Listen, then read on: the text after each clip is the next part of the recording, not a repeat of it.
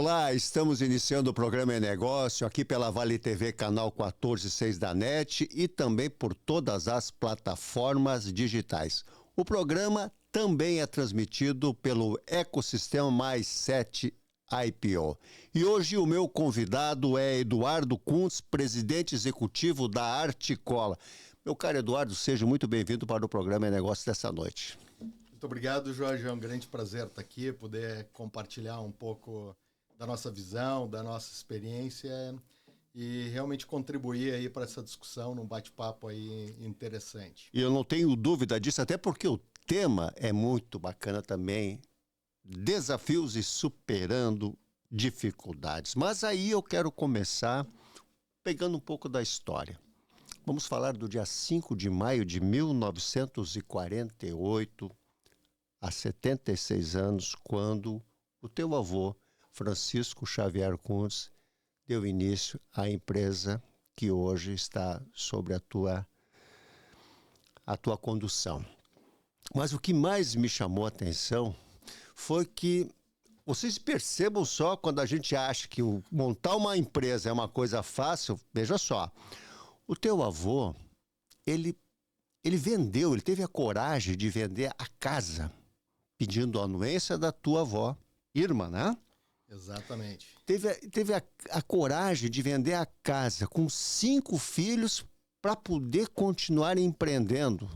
Eu gostaria de que tu pudesse trazer um pouco para nós, porque isso é uma geração, tu já estás na terceira geração, tu és a terceira geração? Sou a terceira geração, exatamente. Então eu queria, se tu pudesse contextualizar um pouco dessa façanha que o teu avô e a tua avó tiveram para poder chegar e dar essa condição que hoje a Articola está tendo. Por favor. Então, Jorge, essa data 5 de maio de 48, eu guardo ela muito na minha memória. Não porque eu estivesse lá, logicamente nasci bastante depois disso, mas tive a oportunidade de conviver muito tempo com o seu Xavier, com a dona Irma, e muitas vezes escutar eles contarem essa história, compartilhando isso com os mais diversos públicos, né? E realmente muitos dos valores, das características da Articola, depois de 76 anos que a gente cumpriu esse ano, continuam vindo daquela época, do que levava o seu Xavier, a dona Irma, a fazerem realmente no seu dia a dia, a criar os valores desde aquele princípio da companhia.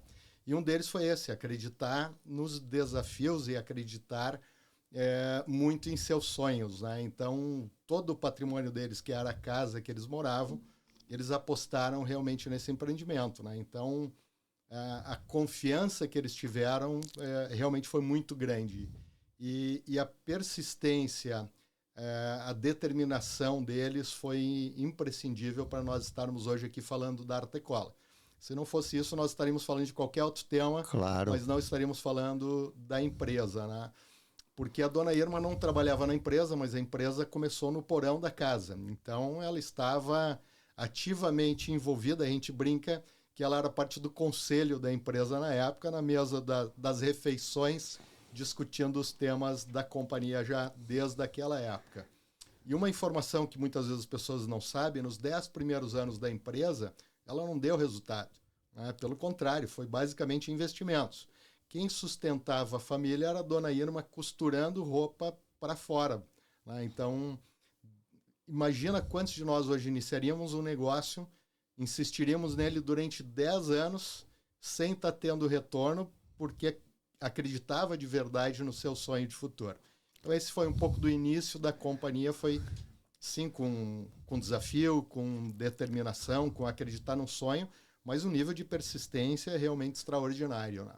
Eu acredito que isso que a dona Irma fez é algo completamente fora do pensamento hoje, como tu bem disseste, né? Porque, puxa vida, hoje por qualquer coisa as pessoas já estão criando algum tipo de situações que não gostariam de estar vivendo, mas em função da própria dificuldade, mas isso é uma coisa muito, muito interessante mesmo, porque eu imagino o teu avô empreendendo, porque ele devia contar uma historinha bonita também para ela, né? Eu acho que ele... Com certeza. Tinha um nível de confiança e o sonho realmente trazia uma crença, uma determinação muito grande de transformar. Né? Mas eu também acredito, porque eu não sou de 1948, mas eu conheci o teu avô. Um homem sempre muito, os dois muito religiosos, sempre. Eu acho que não podemos desvincular a trajetória pela fé também, né? Sem dúvida, né? E a fé vem junto com o propósito, né? Hoje é uma palavra bastante usada, né? Mas é exatamente o para que nós existimos, né? Então a fé tem muito a ver com isso, claro. Efetivamente. E o interessante é que a gente teve a oportunidade de conversar com o seu Xavier muitas vezes para entender o propósito de por que ele começou a empresa. E ele deixou muito claro para nós que não foi para ficar rico, não foi para ter uma empresa grande. Ele realmente iniciou a empresa para dar uma qualidade de vida melhor para as pessoas, para os próximos. E quais são os próximos? Começando pelo próximo mais próximo. A sua família em primeiro lugar, depois os funcionários que iam se incorporando à empresa e depois a comunidade, que tem muito a ver também com a trajetória religiosa dele, onde ele foi sempre muito ativo na comunidade católica de Canudos, do bairro Canudos, aqui de Novo Hamburgo, onde ele foi presidente por muitos anos. Né? Ele coordenou a construção da igreja, coordenou a construção da casa paroquial, que foi 5 anos depois. Então, nesses 5 anos, o pároco vivia na casa dele. Então, para ter uma ideia... Comendo a comida que a dona Irma preparava. Exatamente. Por coincidência, foi o padre que me batizou e que me casou também, né? Posso saber o nome? Olavo Mexe. Mas olha só, mundo pequeno mesmo, viu? Que coisa bacana, viu? Eu estou falando isso porque o Eduardo, eu conheço a família Kuntz já de muitos anos. Como eu disse, eu era uma criança, já se falava da F. Xavier Kuntz. E a minha alegria de poder tê-lo aqui, embora ele está sempre, né, Eduardo, correndo sempre em função de compromissos e agendas da empresa. Mas vamos agora trazer um pouquinho mais para perto, porque a trajetória, o início de tudo, nós já conseguimos captar. Tu entraste para dizer assim, bom, agora eu vou começar a trabalhar. A partir de que momento? Então, assim, eu entrei na Artecola em 83, ou seja, estou aí completando 41 anos de Artecola. Na época, com 15 anos, que ainda era permitido, hoje não é nem permitido. Então, comecei a atuar na empresa com carteira assinada, por assim dizer. Nos meus 15 anos, estudava pela manhã, trabalhava à tarde na empresa. Né? Então, esse é o meu início. E dentro das histórias de empresa familiar, uma coisa que é uma característica nossa, nós tivemos 21 anos de 3 gerações juntas na empresa, na gestão. Então, quando eu entrei na empresa, eu entrei numa atividade totalmente operacional, numa loja que nós tínhamos de revenda de materiais, e o seu Xavier era o presidente da empresa. Quando ele faleceu, eu estava já 21 anos na empresa. Então, tivemos aí mais de 2 décadas de 3 gerações atuando conjuntamente na empresa, que é uma dádiva aí realmente com certeza, muito comum. Né? Não, e ainda mais considerando que é uma empresa familiar, né? Tu ter isso e estar ainda dessa forma é algo muito interessante mesmo também, porque não é fácil, né? Quem passou o bastão para ti foi o teu pai. Foi meu pai que passou o bastão, mas essa característica também é interessante. A gente não teve uma passagem de bastão de determinado momento. É lógico, teve um momento que se trocou o cargo, se formalizou, mas tanto a passagem do seu Xavier para o seu Renato, quanto a do seu Renato para mim, ela foi durante anos. Então não houve uma passagem de bastão, foi a geração mais antiga trazendo a experiência, trazendo a segurança, trazendo a gestão de risco, e uma geração mais nova trazendo o arrojo, a inovação, exatamente, a provocação. Então isso deu umas características muito interessantes para a empresa. Vamos lá então. Tu assume a presidência executiva da Artecola. Com certeza, como todos os negócios no Brasil, tem seus altos e baixos. Isso faz parte do negócio e é o dia a dia. Mas eu gostaria que tu pudesse relatar, se é que tu teve, mas eu acredito que sim, alguns desafios que foram significativos para ti, Eduardo, que tu precisou enfrentar quando tu assumiste a presidência da Artecola. Você falou antes um pouco da característica das empresas, né? Realmente, na América Latina, a gente não tem tantas empresas com 76 anos. E no nosso caso, e como praticamente todas as empresas que são mais longevas, elas passaram por crises, né? Então, Claro, realmente claro. muito bem o que você traz. E o que torna elas mais fortes realmente é a superação dessas crises, né? E uma situação interessante, em 2019 a gente fez uma convenção de vendas, onde a gente trouxe a nossa equipe de vendas do Brasil inteiro, e pela primeira vez eu contei a história da Artecola pelo que deu errado, né? Quais foram as crises que nós passamos. Normalmente a gente conta uma história de uma empresa falando das coisas boas, né? E nesse momento eu contei a história trazendo realmente as crises que nós passamos. E principalmente o que mudou na empresa a partir dessas crises que nós superamos. Eu falei da origem da empresa, mas o seu Xavier, no segundo ano de existência da empresa, ele teve o problema de que o seu sócio, na época, que era o seu maior cliente, com mais de 50% das vendas, entrou em uma crise e foi gerido por um interventor externo, né? Então, ele já entrou numa crise no segundo ano da empresa. Mas, exatamente aquele momento, ele diversificou o número de clientes e terminou transformando esse problema da crise em algo muito positivo para a empresa. Uma oportunidade. Exatamente. Então, assim, na minha história de Artecola, eu assumi formalmente a presidência executiva em 2007, quando nós criamos um conselho de administração. O seu Renato passou a ser presidente do conselho e eu assumi a presidência executiva formalmente nesse momento. Eu já atuava antes como um diretor superintendente. Na prática, o que mudou muito mais foi a governança do que o cargo em si, né? Eu acompanhei algumas crises antes de assumir esse posto, que eu participei ativamente. Uma muito forte foi no final dos anos 80, virada de 89, 90. Calçado, plano Collor. Me recordo que nós entramos em dezembro de 89 em 23 concordatas em um mês e passamos por uma crise que foi superada. Então ali eu já tinha um aprendizado interessante, ainda que não estava no posto de presidente da empresa. Foi a primeira crise que eu participei. Que caiu no teu colo ativamente também. Disso, e foi um aprendizado realmente muito grande. A maior crise que eu participei, e também provavelmente, certamente a maior crise da Artecola, pelo menos em termos totais, foi quando a gente teve um problema numa outra empresa que nós investimos em 2008, e essa empresa terminou assumindo contratos junto com o governo federal, e o governo simplesmente não pagou o que devia, e a empresa entrou em colapso. Isso terminou afetando também Respingou em vocês.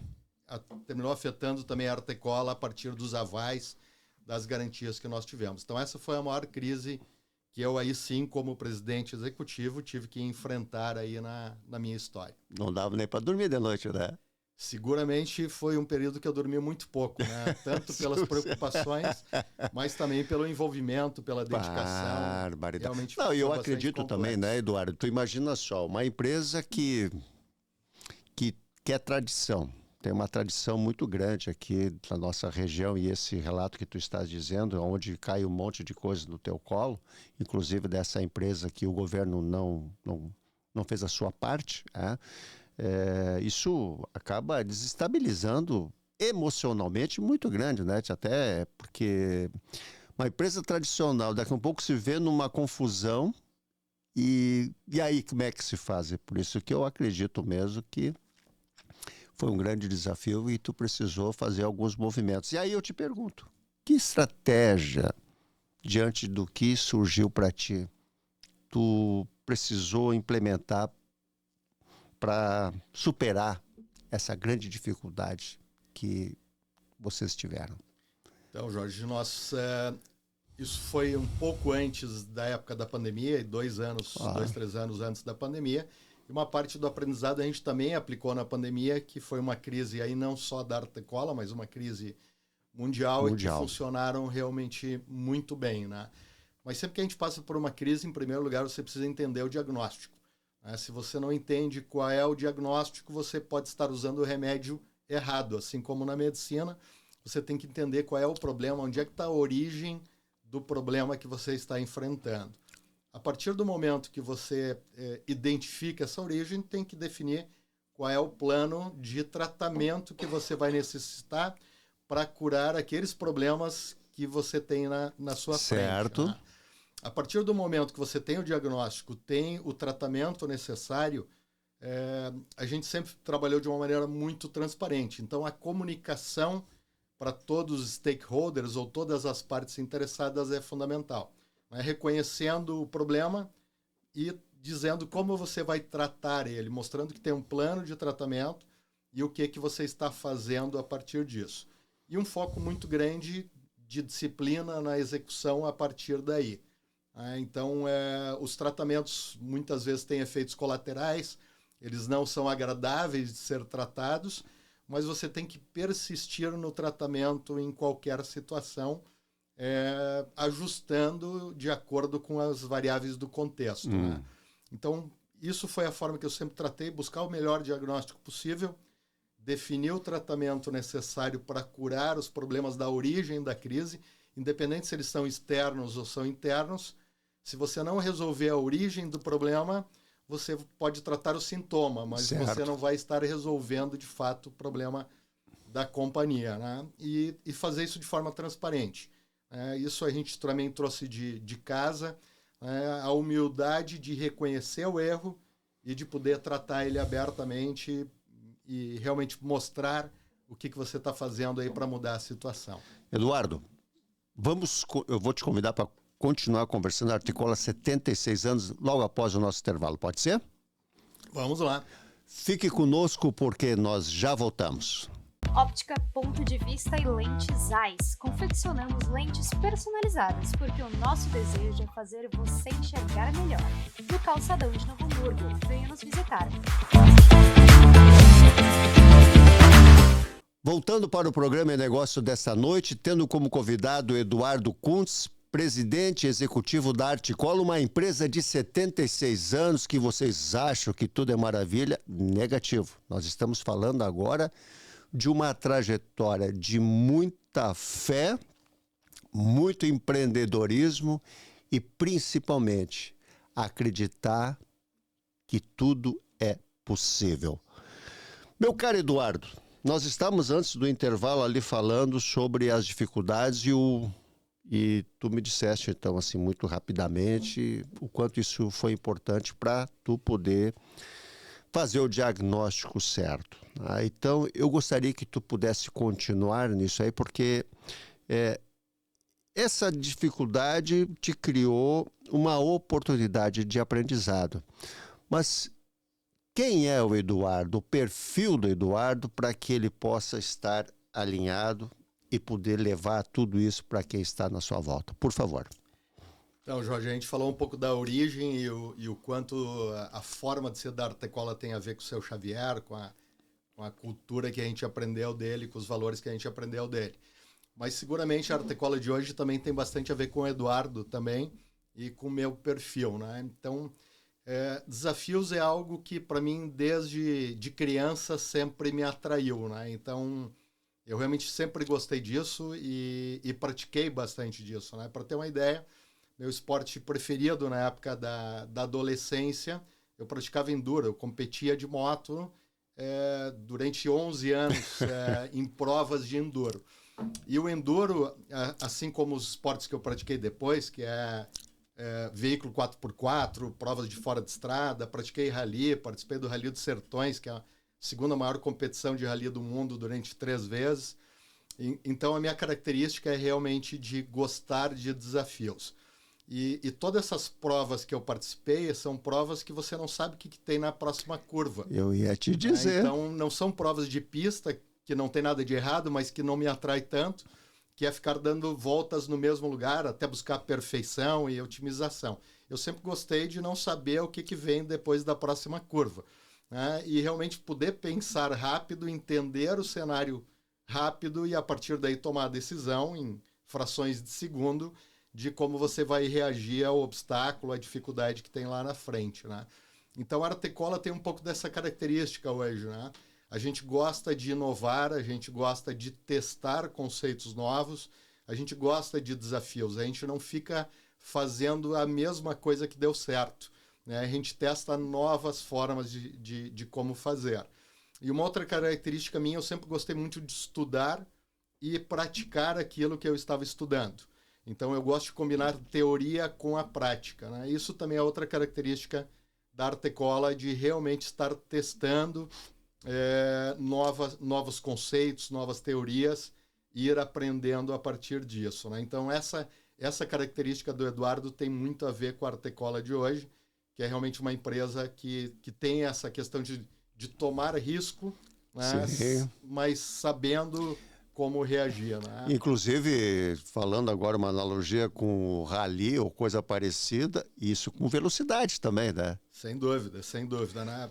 No caso de algumas provas, eu pratiquei rally de regularidade, que é uma situação, e pratiquei de velocidade. Mas na empresa Artecola, tu aplica também, porque hoje em dia as dificuldades elas existem e tu tem que ter rapidez de tomar uma decisão para dizer, para que lado eu vou, porque o desafio está aí, é diário, né? Exatamente. Tem que ter velocidade, né? E uma das questões num rally de velocidade, tipo Sertões, o Rally dos Sertões ou um Dakar, não é andar a máxima velocidade, é você andar a máxima velocidade para aquele terreno, para aquele contexto que tem ali. Se você andar mais rápido do que deveria, o carro não vai aguentar.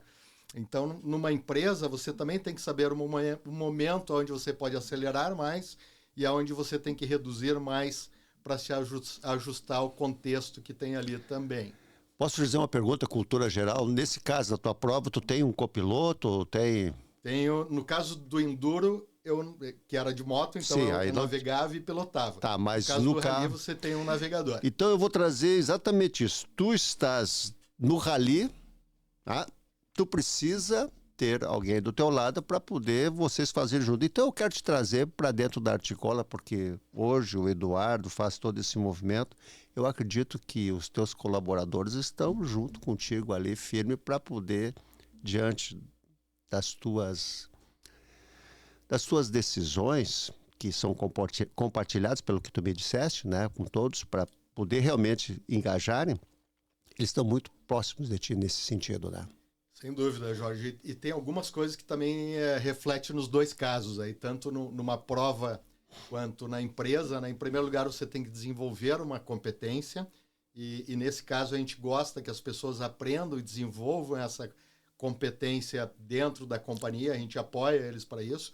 Então, um piloto, um copiloto, um navegador, ele não precisa saber fazer isso, né? Eu não sabia, eu fui aprendendo, assim como os navegadores que navegaram comigo foram aprendendo. Eu não fui buscar alguém pronto, né? Eu fui buscar alguém que desenvolveu isso junto comigo. Então, esse desenvolvimento da competência internamente é algo que a gente valoriza muito na companhia. Temos vários programas de desenvolvimento de pessoas e olho até com satisfação quantas pessoas passaram pela Artecola e hoje têm suas empresas, são pessoas de sucesso que deram a sua contribuição para a empresa, sim, mas a gente terminou contribuindo com a sociedade, com a comunidade, em formar essas pessoas.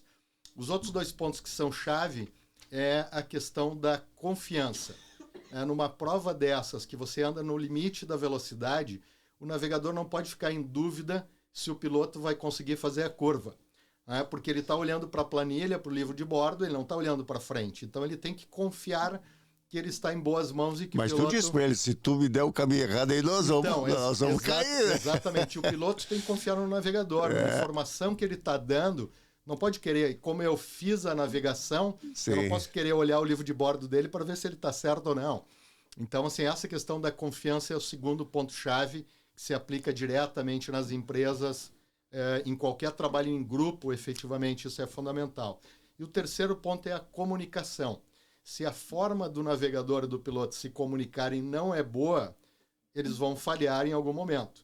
Então você tem que combinar os ritos, combinar as formas de estar se comunicando para que vocês tenham o mesmo entendimento de cada informação que é dada. Isso na empresa da mesma forma. Você pode ter confiança, mas se a comunicação não funciona bem, você vai cometer um erro e pode ser um erro grave. Não, inclusive a gente diz assim, quando as pessoas se conhecem apenas com o olhar, eles já se entendem. Mas no caso de vocês nem pode ter um olhar, né? Porque se tu tira da frente e o outro olha pro lado, tá tudo feito errado, então, Exatamente. Mas tem muito disso. O próprio som, na verdade, do motor, da aceleração, tem uma série de questões que você desenvolve a comunicação, Sim. Não só a partir das palavras, né? Sim. E um nota se o outro está preocupado, se está nervoso pelo tom. Então, isso é realmente o dia a dia faz você desenvolver isso. Isso é uma adrenalina pura, né? Adrenalina é uma coisa interessante que mudou o meu conceito de adrenalina, inclusive depois do Rally dos Sertões, né? Eu fiz uma das provas lá, foi uma prova que durou 7 horas e 45 minutos. Nessas 7 horas e 45 minutos de especial, você anda no máximo da velocidade durante todo esse período. Então, a adrenalina, normalmente, no nosso dia a dia, ela dura segundos, minutos, mas ali eu experimentei ter adrenalina durante 7 horas e 45 sem parar. Sobreviveu. Sobrevivi. O interessante é que durante a adrenalina, durante a prova, você não sente cansaço, você não sente fome, você não sente dor, né, porque você está na adrenalina. Quando a gente terminou o especial, paramos, abrimos o carro e saímos para fora, nós estávamos mortos de cansados, estávamos com fome, estávamos com dores de ficar trepidando no carro o tempo todo. E é impressionante como a adrenalina te traz essa. Ou seja, por mais que você tenha desafios, que você tenha sofrimentos em algumas questões, a adrenalina, se você acredita naquilo, se você está motivado, se você faz o que você gosta, você não percebe o lado ruim. Se você está fazendo algo que não gosta, você vai sentir cansaço no dia a dia, vai sentir frustração, vai sentir insegurança, o que também ocorre no dia a dia das empresas. Olha só, vocês estão percebendo de que o Eduardo está muito claro o que ele está dizendo e acredito que a forma como ele está colocando não deve ser diferente para os demais empresários que aqui já passaram também, porque, na verdade, quem está na frente de uma empresa vive isso aí diariamente. Não é uma situação muito fácil, às vezes a gente não queria estar no lugar do cara, mas quando se tem essa experiência, essa vontade de fazer a coisa acontecer, vai embora, né? Mas agora, então, andamos. Onde está a Articola hoje? Ela tem plataforma, bases, aonde? Eu acho que a América Latina, por favor, eu gostaria de saber por quê. Eu acho que um ponto interessante disso, Jorge, contando um pouco de onde está a Artecola, tem a ver com essa crise que eu passei também, esse desafio, e é interessante, como a gente conhece muita gente nos conhece, enquanto a gente estava enfrentando a crise, muitos vieram me visitar e prestar solidariedade ao momento da Artecola. E vários deles vinham me dizer, puxa, que pena que aconteceu isso e eu espero que a Artecola volte a ser o que ela era. Eu disse, olha, agradeço a solidariedade, valorizo isso, mas se depender de mim, ela não vai voltar a ser o que ela era. Não porque eu não tenho orgulho, mas que depois que a gente passa por uma crise, a gente tem que ter um aprendizado e se tornar uma empresa muito melhor do que nós éramos antes. Então esse é o propósito de cada crise, não é recuperar e voltar para o ponto que nós estávamos antes. Certo. É o que eu levo de aprendizado para que eu realmente possa fazer isso, tornar a empresa melhor, me tornar melhor como profissional, como pessoas. Hoje a Artecola está em 6 países com plantas próprias, são 9 plantas, 3 no Brasil, uma na Argentina, uma no Chile, uma no Peru, uma na Colômbia e 2 no México. Nossa estratégia é atuarmos na América Latina, estando próximo dos clientes. E hoje nós somos a única empresa do nosso segmento na América Latina que está em toda a região com capital latino-americano. Basicamente, os concorrentes que estão aí são concorrentes europeus, americanos, certo, que estão em toda a região. E nós temos a satisfação, a gente já participa de um ranking de internacionalização da Fundação Dom Cabral há bastante tempo, desde que a gente montou a estratégia de internacionalizar. E o último ranking que foi divulgado no ano passado, a Artecola está na posição da 2ª empresa mais internacionalizada do Brasil. Mas que barbaridade. Então, só existe uma empresa que está mais internacionalizada do que nós a nível de Brasil. Então, essa é um pouco da Artecola, uma empresa diversificada geograficamente, né? Nenhum país representa metade da receita, né? O Brasil é a maior operação, mas representa aí cerca de 40% da operação. somos diversificados em mercados, nenhum dos mercados representa mais de 30% do nosso faturamento, e a partir disso a gente tem um potencial de crescimento maior, menos risco, e a gente também se tornou uma empresa mais inovadora por estar em diferentes mercados. Olha só, eu vou te dizer, eu sou bairrista, viu, tio? Eu sou bairrista, quem já me conhece sabe disso, mas eu sempre tenho uma alegria quando eu vejo, quando eu converso com as pessoas que daqui, da nossa cidade, ou mesmo da nossa região, mas especificamente da nossa cidade, que é onde começou a F. Xavier Kuntz, estão numa situação tão maravilhosa, vamos dizer assim, e que provavelmente a grande maioria das pessoas não sabe. É porque é com trabalho, é com muita vontade de fazer as coisas acontecer. Agora, eu vou pegar esse teu entusiasmo, porque realmente, sentado assim, conversando contigo, a gente percebe de que aquilo que tu estás dizendo é o que tu vive no dia a dia, Eduardo. E o meu programa, ele tem um momento, porque nós já estamos quase em pouso, já aterrissando, ele tem um momento onde eu peço o recado. Então eu gostaria que o Eduardo, empresário, presidente executivo da Artecola, pudesse, para aquela câmara, dar o seu recado. Por favor. Então, Jorge, você falou de entusiasmo, né? Eu gosto muito dessa palavra. Entusiasmo significa ter Deus no coração.